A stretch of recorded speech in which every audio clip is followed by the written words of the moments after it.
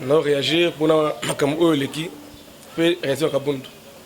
D'abord, avant que la question n'aille, nous avons eu une union sacrée.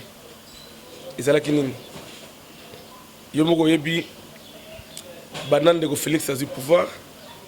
Ça fait maintenant 2 ans. Et là, comme on a rien ne marche. Et tout le monde en décembre, Ndeko Félix Yemoko a fait une déclaration avec la coalition de Bango Bango cash na IDPS, il y a cash na FCC et ça là que moyen à ça là égalité parce que autre balingala bakal et l'équipe mingi. Alors à comment qu'il a besoin ayoka à ça la consultation nationale ayoka ba idée ya bana mboka pour que atala nini ayoko sala pour l'avancement ya mboka. Alors biso bay nous allons ensemble au bay la muka to mona que mwana mboka makanisi ya kitoko yena mutuna ye vraiment mboka etambola bien te.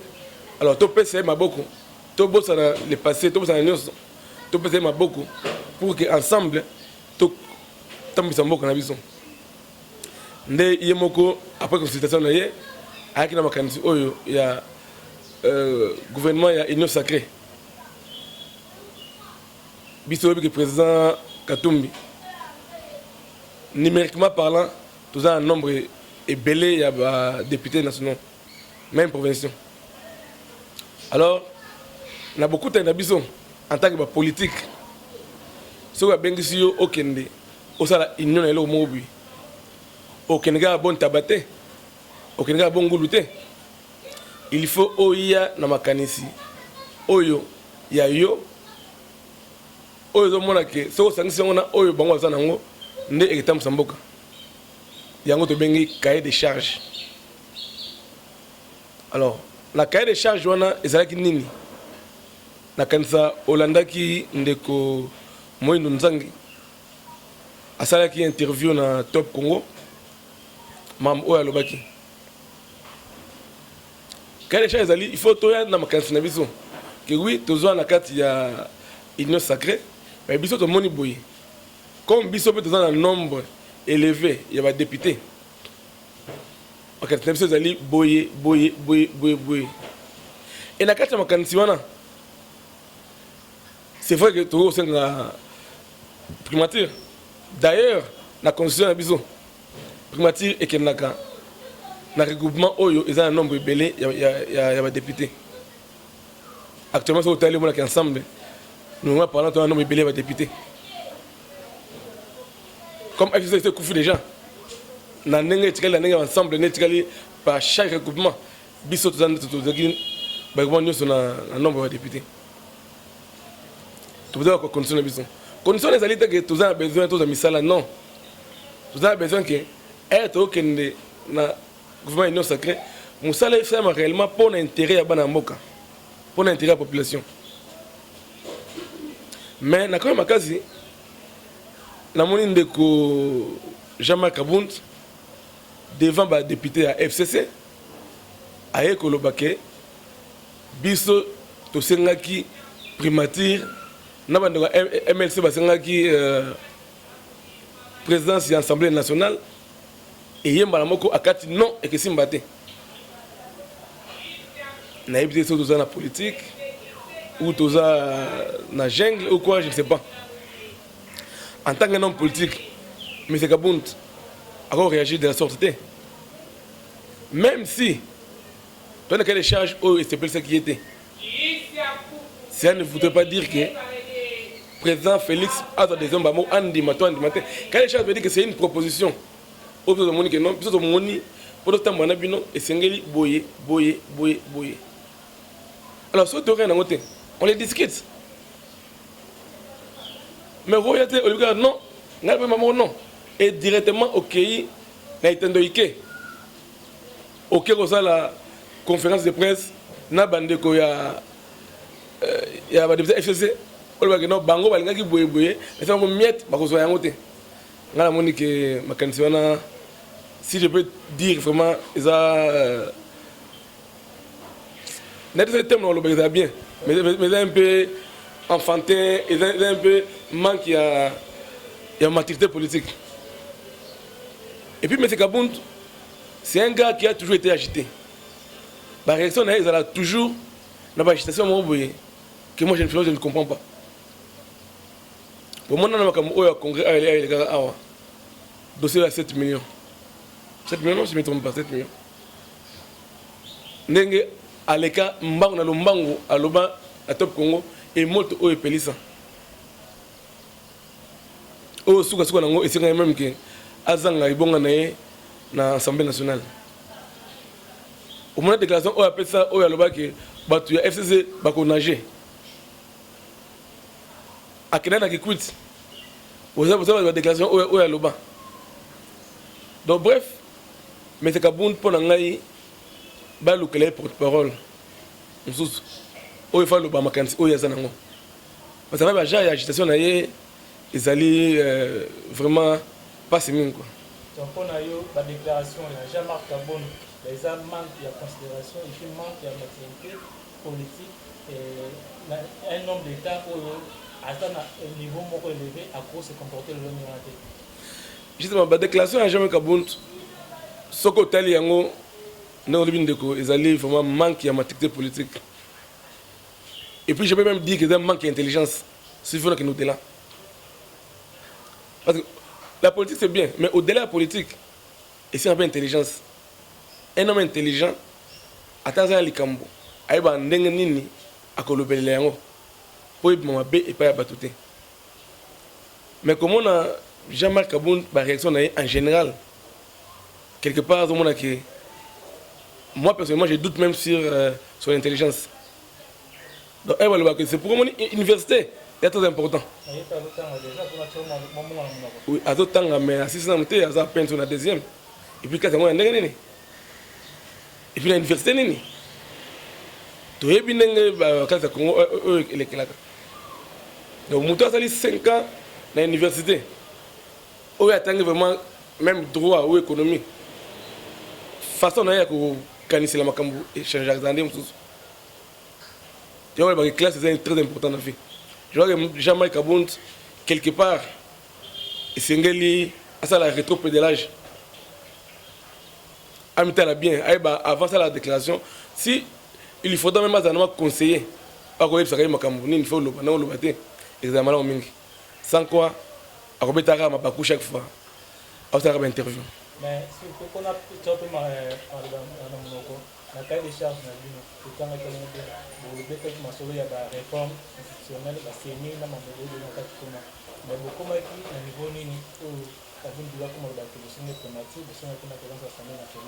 donc pour Nabino, le ventre d'abord et non le peuple d'abord. La cahier des charges, tout le monde qui m'a ramené et Mboka pour que Mboka ait un malamu. Bino bobi que c'est Nabiso, l'élection en 2006, vous venez voir les cas. Élection en 2011, vous venez voir les cas. En 2018 aussi, vous venez voir les cas. Alors, tout le monde qui m'a quoi ezali na CENI ou na loi électorale au Abisso. Il faut faire une réforme pour que en 2023, tu retombes dans la même RRT au Télécoleka. Alors, tu proposes que ma question na kada des charges que singeli ko sala boye bon na ninga CENI. Et CENI qui a raté. CENI est une institution. Mais le gouvernement aussi, c'est une institution.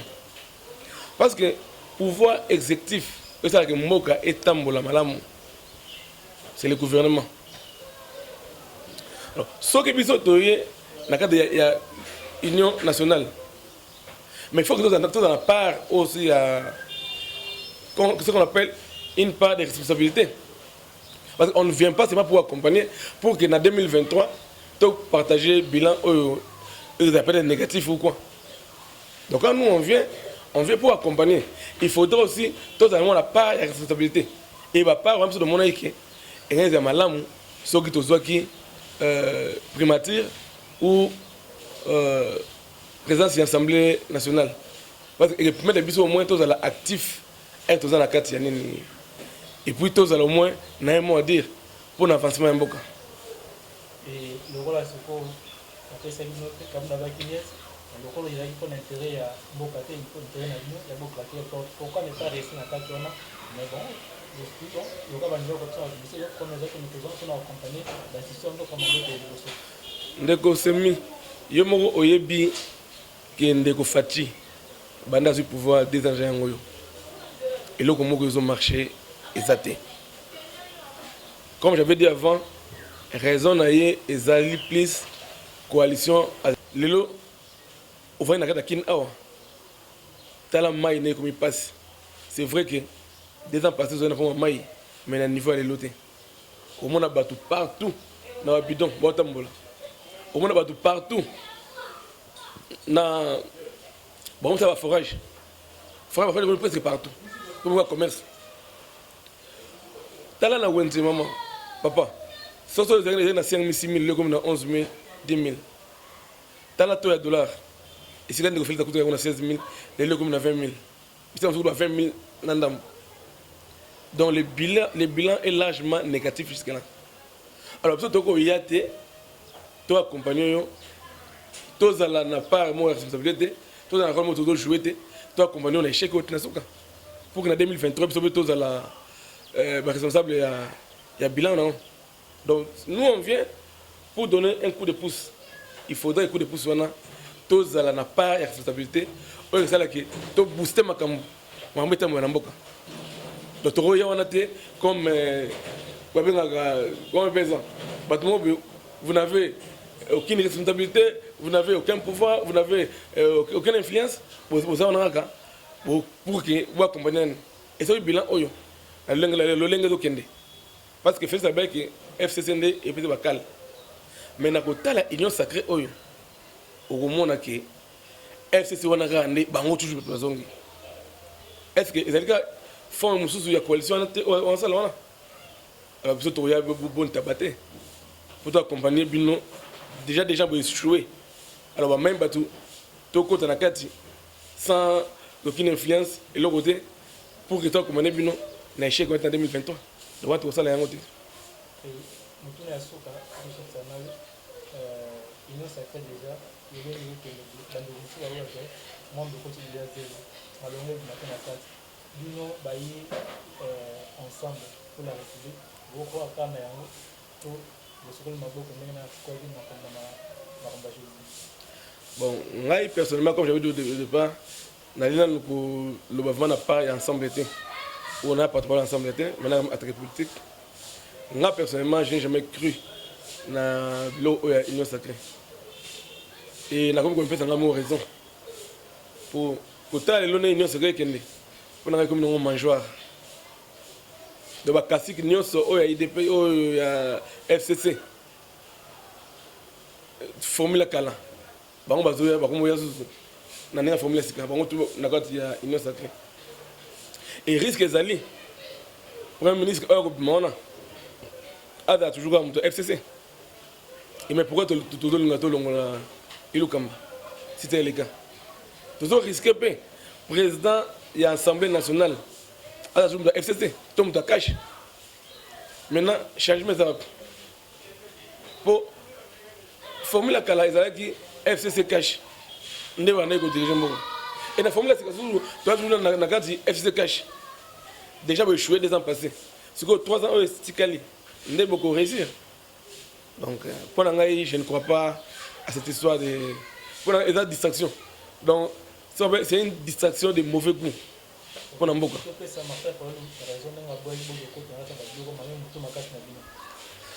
Bon, Fayulu, attends la logique na ye, ana ndenge na yazo mele makambo.